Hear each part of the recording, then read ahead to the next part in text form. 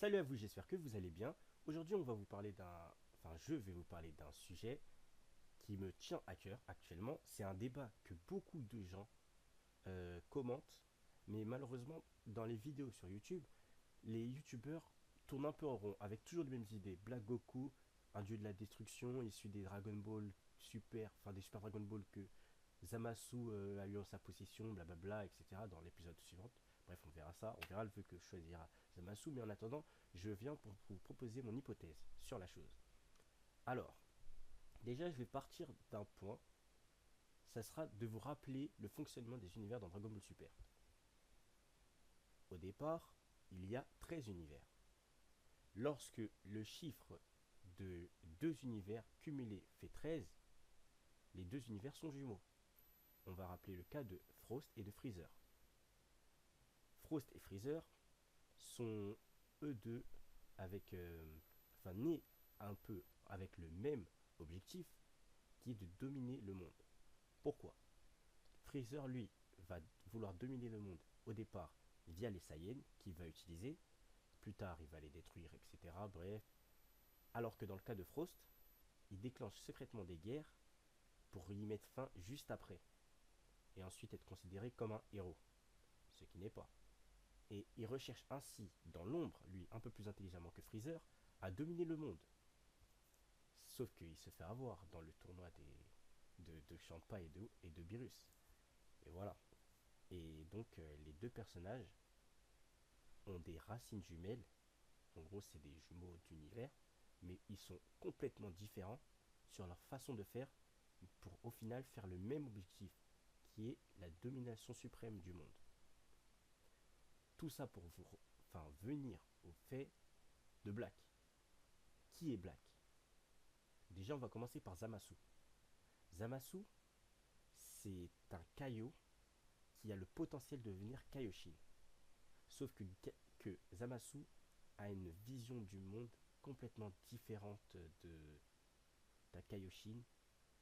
Limite, on pourrait penser que lui, ce serait un dieu de la destruction.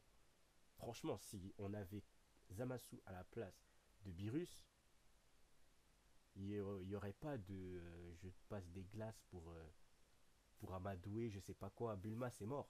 Laisse tomber. La Terre, bye bye. Avec Zamasu au pouvoir, je vais pas dire la femme politique là qui pourrait nous faire la même chose que lui, mais bon, voilà quoi. On va. Bref. Et maintenant, une différence entre Zamasu et Black, ce sera. Et ça, c'est un argument qui me fait penser vraiment à, à ce qui va venir ensuite.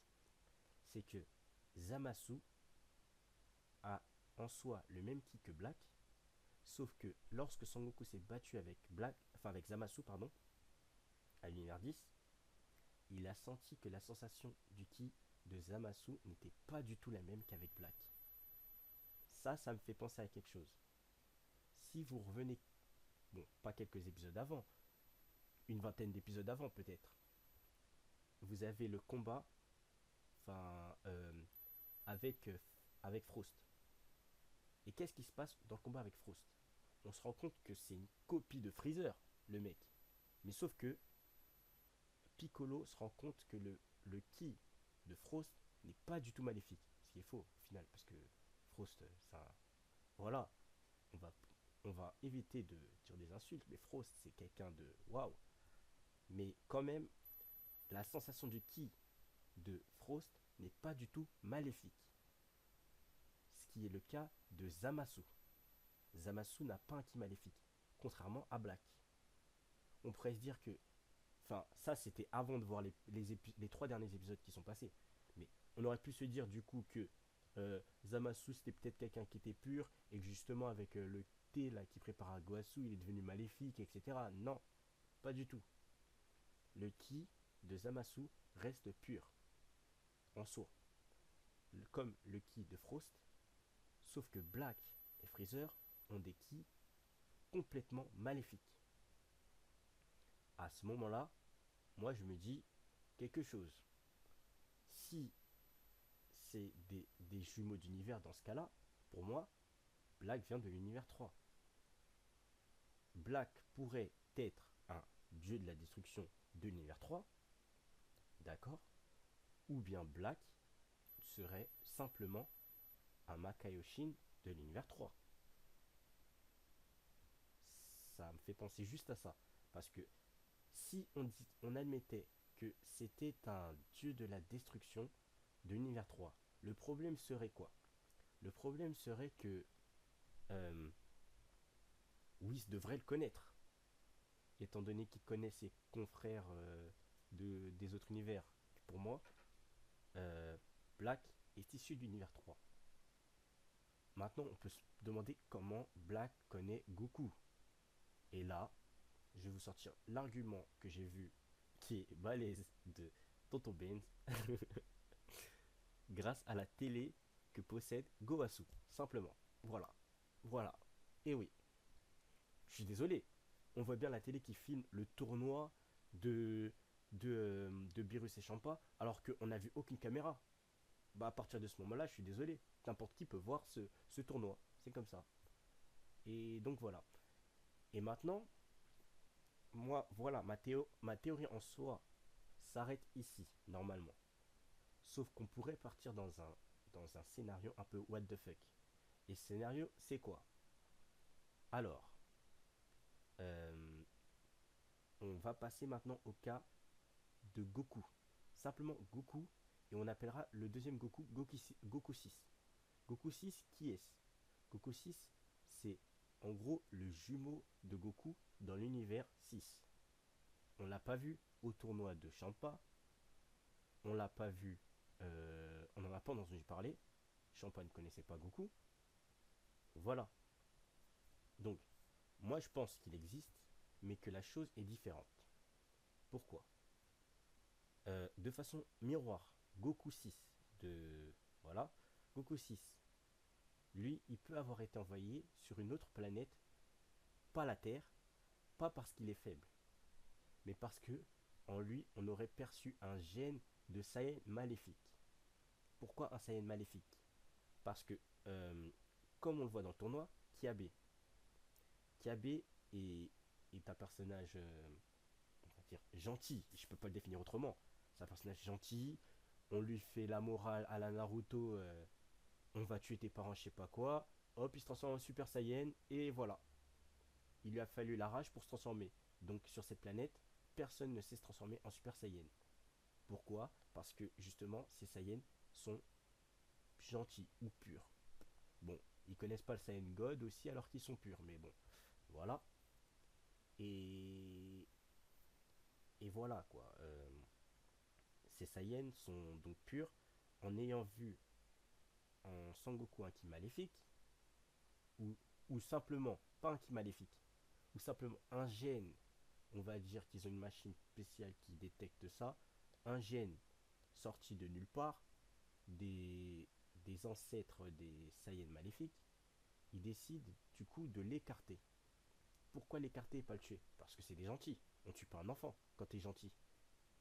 Donc ils l'envoient sur une autre planète. Et d'ailleurs, je tiens à rappeler que dans l'histoire de Dragon Ball, les Saiyans étaient divisés en deux camps avant, des Saiyans gentils et des Saiyans méchants, on va dire. Dans l'univers 7, ce sont les méchants qui ont gagné. Alors que dans l'univers 6, vu qu'il y a B, je pense que c'est les gentils qui ont gagné. Du coup, ça expliquerait pour Goku. Et ce Goku 6, du coup, se serait fait envoyer sur une autre planète que la Terre. Mais Goku 6 devrait être comme Goku, c'est-à-dire qu'il aimerait combattre des adversaires plus forts. Soit il a zéro chance, on l'envoie au bout de l'univers où il n'y a personne, t'affronteras des. Je ne sais pas, des gens du niveau de Krillin toute ta vie, d'accord, là ok, c'est sûr qu'il ne viendra pas au tournoi, ou soit simplement Goku 6, dans son ascension de pouvoir, s'est fait connaître par quelqu'un. Dans l'univers 7, Sangoku s'entraîne avec les Kaio. Dans l'univers 6, il aurait pu s'entraîner avec les Makaioshin. Et ça pourrait expliquer son lien avec Black Goku. Black Goku pourrait être un Makaioshin de l'univers 3 qui aurait pris connaissance de Goku 6 et aurait pris son corps, je ne sais pas, avec son approbation dans sa recherche de soif de puissance, car Son Goku veut affronter des ennemis puissants, etc. Et ça pourrait d'ailleurs enfin, rendre responsable euh, Black Goku de la destruction de la Terre dans l'univers 6. On n'en sait rien. Parce que il est dit, s'il me semble que ils se sont détruits eux-mêmes, ou je ne sais plus. Mais voilà quoi. On n'en sait rien. Et donc moi je vous laisse sur ça. Je vous laisse réfléchir, donner vos arguments. Je tiens à rappeler une chose, c'est que je ne dis pas la vérité absolue. Je ne suis pas omniprésent. Je peux faire des erreurs, comme tout homme. Et c'est ce qui fait la beauté de la chose, c'est que je peux faire des erreurs, je les accepterai. Ceci est ma première vidéo. Et j'espère juste que ça vous aura fait un peu penser. Parce que moi, ce que j'aime bien dans les théories, c'est qu'en fait, on partage, on donne notre avis. Il peut être faux, il peut être vrai, mais juste, ça nous fait réfléchir. Et quand ça nous fait réfléchir, bah, nous-mêmes, on peut y mettre des hypothèses, je sais pas. On peut échanger entre nous, voyez. Donc, j'espère que cette vidéo vous aura plu et que j'aurai des retours de votre part. Et voilà. Sur ça, je vous dis salut.